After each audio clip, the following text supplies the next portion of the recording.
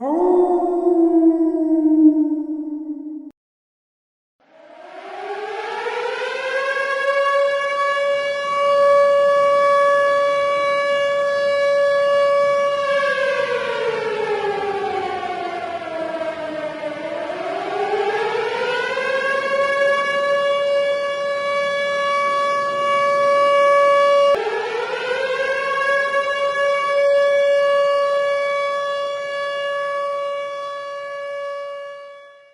is one big pile of shit. What's going on, guys? Welcome back to Winter Wolf's Den. I just got back from the Morbius movie. I spent about the last 10 minutes banging my head on the wall, trying to figure out what it all meant. I'm going to give you a basic breakdown, let you know what I thought, and check out some reviews online, and let's get it going. Dr. Michael Morbius is a leading expert in a blood-borne disease, and with good reason. He has one, and without frequent dialysis, it'll kill him. Lucky for him, he's got an IQ of 300 and a best friend with a 12-digit bank account who shares a similar condition. The setup for the movie is pretty basic. It's not quite an original hero's journey pathway that he takes. You get him at the beginning of the movie as a kid where you see the effects of the disease. You meet his friend real quick that grows up to be the billionaire. It's not a bad setup there.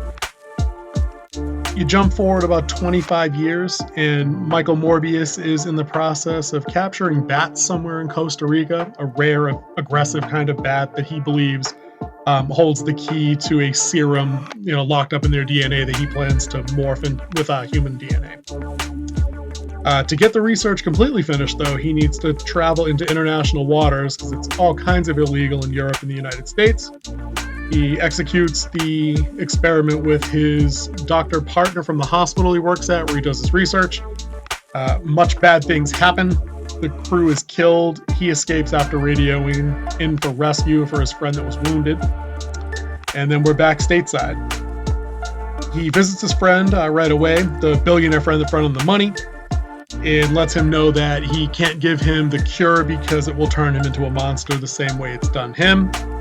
He leaves there, goes to visit the friend at the hospital who was wounded, and winds up getting himself in a little mix-up with the police who take him into custody.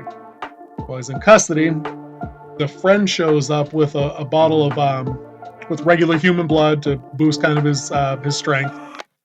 And after a little conversation there, he splits, and Morbius realizes that said best friend took the second vial against his instructions and wishes.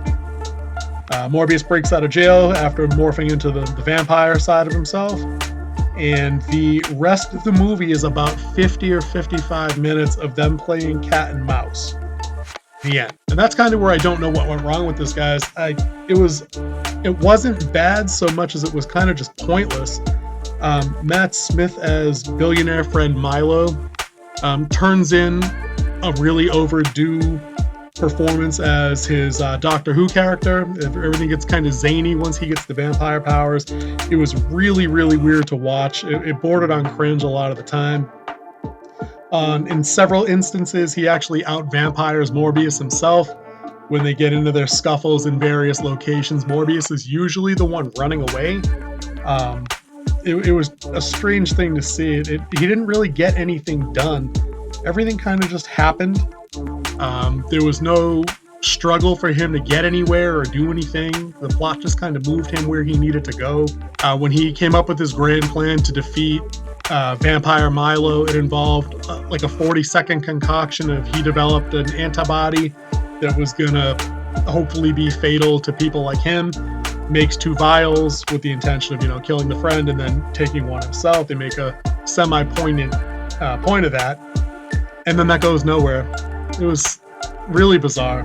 The movie spends a whole lot of time on Matt Smith's character, and it's almost like 2 movies in one. Like they wanted you to give the darker side of the vampire aspect without letting Morbius go through it. You couple that with a couple of really questionable story turns, and I'm not sure this is the hero movie that people were looking for to kick off like the spring-summer movie session. Morbius really doesn't feel any guilt that I can see. He kills 6 or 7 guys in the open water experiment before he jumps ship, and it's mentioned once in the future, but with no real kind of emotional suffering, nobody holding him accountable, nobody, and not even the friend that he was doing the experiment with, took an opportunity to mention how dangerous or how awful that was. The movie tends to get the science on transfusions way off. A little bit of research would have went a long way. You can't really just transfuse a couple units of blood in 11 seconds, yank the line out, and then be okay with it. Not how that works. There's a spot later on where Matt Smith's character enters the prison where Morbius is locked up, under the cover of him being his lawyer. The two have a conversation, and then Smith plops a bag of blood on the cot for Morbius to ingest to get his strength up to escape. And I'm thinking to myself, that probably would have been something security might have kept not with him. It's kind of tough to go in and out of jail without actually... It's like a prison, except without the thrill of a daily cavity search. ...having to be searched. So, I don't know, that's contrivance humor right there. You get a couple of really bad jokes. One in particular was the one that was in the commercial where he cripples a thug in the alley or in the lab or whatever it was, and says, "I'm Venom." But the movie just leaves it at that, where he just says, "I'm Venom," and then everybody runs away. As if anybody in Los Angeles, I'm sorry, not Los Angeles, if anybody in Long Island would get the Venom reference from San Francisco.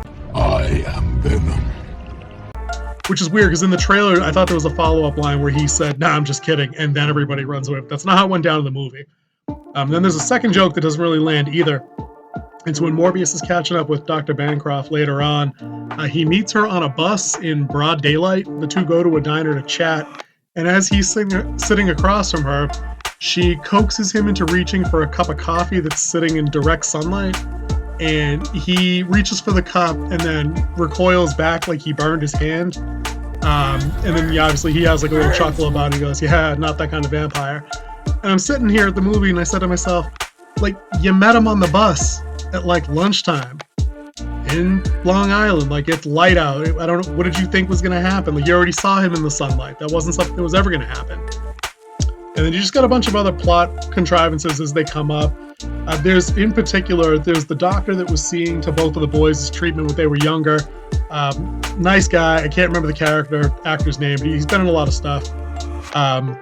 But they come to this point later in the movie where Matt Smith's character accuses him of having always held Michael Morbius in a higher esteem, and then he murders the guy out of hand for no reason.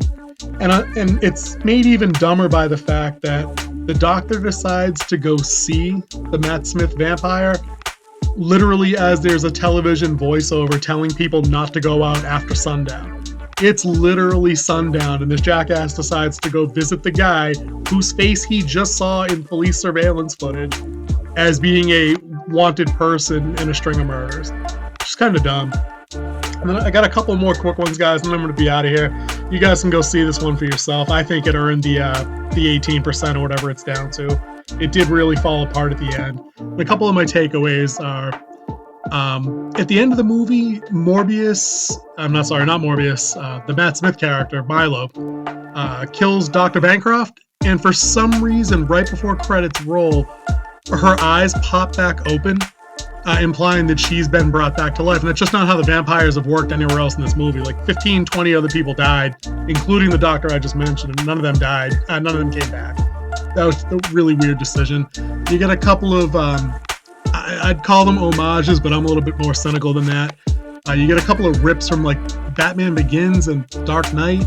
It's probably the bat motif thing, but they've literally got like a setup scene where Morbius is standing in like a cyclone of bats flying around him, like from Batman Begins. And then there's a couple of musical cues that just seem like they pulled him right off the Dark Knight soundtrack. They had a couple of stingers. One of them happens right at the end of the flick. One of them's kind of a mid-credit roll. We get a Michael Keaton appearance as Adrian Toomes as the Vulture. It seems like it's an after effect of the multiverse crack in the sky. I didn't understand it. I already thought that he was part of this universe, but the implication here is that he's been brought to it now. He was Tom Holland's first Spidey villain in the first Spider-Man flick, so I'm not sure how that all worked. And then he makes a reappearance in a second stinger scene towards the end, where Morbius is driving out to the desert. Vulture flies in, they have a chat. Vulture says to him, "I'm still trying to figure out this place, but I heard about you, and it seems like guys like us need to stick together." And then he says, we should have a talk. And Morbius says, I'm listening. And I had to scratch my head at that one. Morbius's character throughout the entire movie, when they were doing things right for like the first 20 minutes, painted him as a guy with genuine compassion for other people. I'm not sure that this stinger means what these guys think this means. At the end of the movie, if he's planning on hooking up with a known escaped wanted felon in Vulture, were they trying to set up some Sinister Six stuff here? I'm not sure. It didn't work, and for the 15 or so people that were in the theater I was in, because guys, it was not packed, a lot of people I think came away with the same impression. Like, people audibly laughed at that part, and it wasn't a good laugh at all. That's all I got today, guys. That was Morbius. I think it's 16 to 18%. The last act really falls apart. Nothing interesting happens. There really wasn't any interesting character work for anybody. And it's too bad, because I think they could have taken this in a different way. Maybe I'll throw together a little project video about what I could have done differently there in terms of scripting and story development, but that's a project for another day. So until next time, I'll say thank you for coming back to the Winter Wolf's Den, and I'll catch you later.